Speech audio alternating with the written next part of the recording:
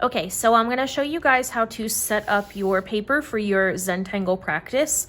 So you can start with a blank piece of, this is just printer paper. You're going to start by folding it in half once hamburger style. And this is just in half like a book. Then fold it in half again. Now it looks a little bit more hamburger style. You're going to unfold it and fold it in half one more time.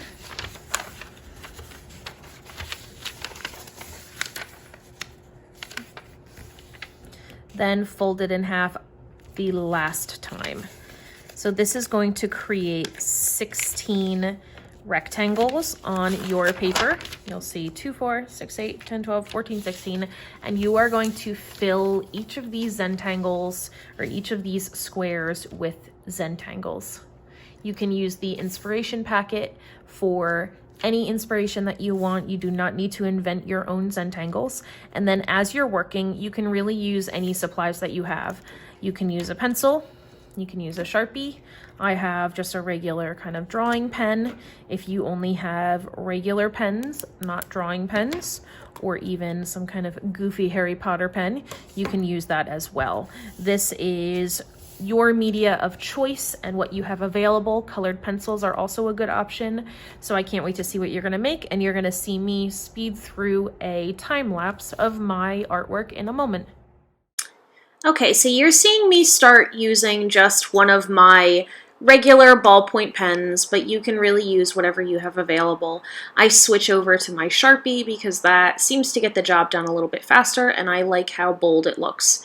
Now also notice that I have some blank paper below my surface.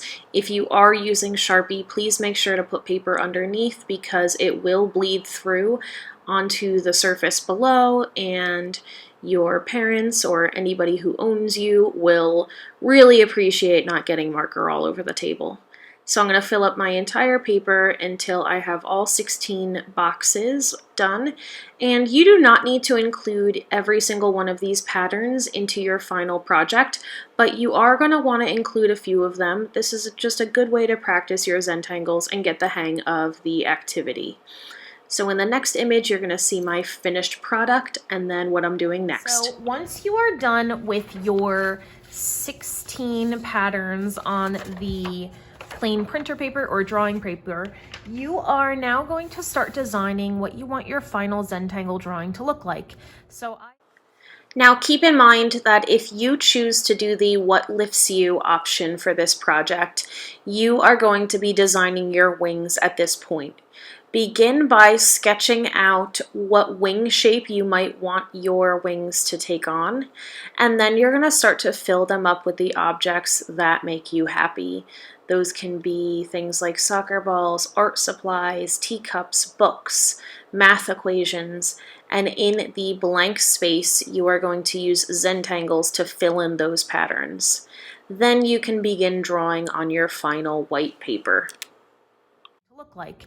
So I have chosen to do one of my favorite plants, a monstera, and I'm going to draw out the leaves of the monstera on my paper. And for me, I'm going to use a drawing pencil so that I can erase any lines before I start going in with my marker. And I'm just going to trace out where I want my patterns to be.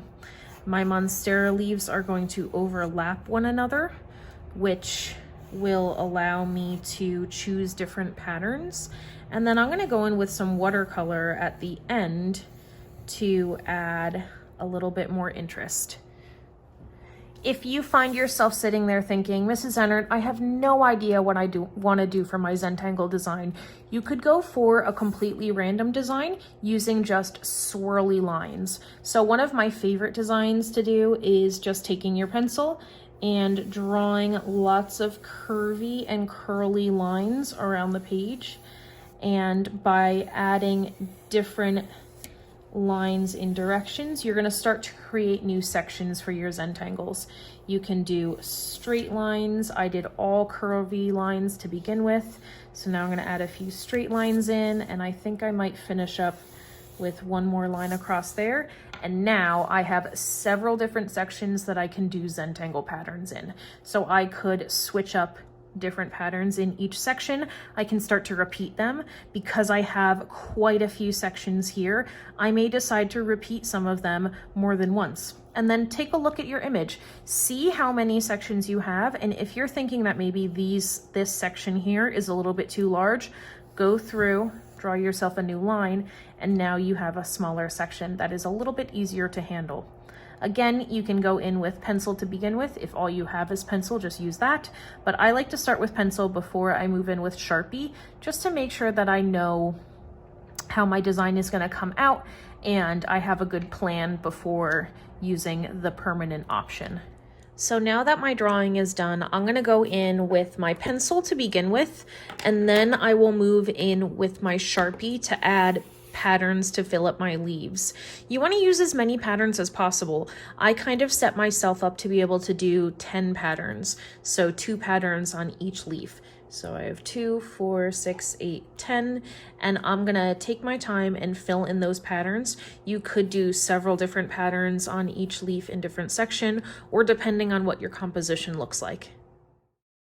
So I drew several of my patterns to begin with. I decided to go with a cohesive theme of lines on each of the leaves so that each of my Monstera leaf has a similar pattern. Then the other half of each of them has a new pattern. And I'm going through with my Sharpie and just kind of finishing up different circular patterns. I kept one half of them those straight lines, and the other half I decided to use some sort of circle pattern in each of them. I was looking at the Zentangle inspiration guide the entire time, looking for images. I went over to highlight some areas with a gel pen, and then you'll see me finishing up my final area in just a moment before I move into watercolor. Now, one thing to note with watercolor is I am actually drawing on a watercolor paper. You may not have as much success with watercolor paint if you are using something like printer paper. You typically want something that is a little bit thicker and a heavier weight of paper, so something like a cardstock or a tag board tend to work pretty well. But if you have a thicker drawing paper, you might be able to handle it. It may just wrinkle a little bit as it starts to dry, but it will turn out beautifully in the end once it is all dried out, and then you can kind of flatten it with a book. And then the last very satisfying piece is seeing me peel off the tape and revealing the taped edge that I created with some washi tape, and you'll see my final product in the last frame.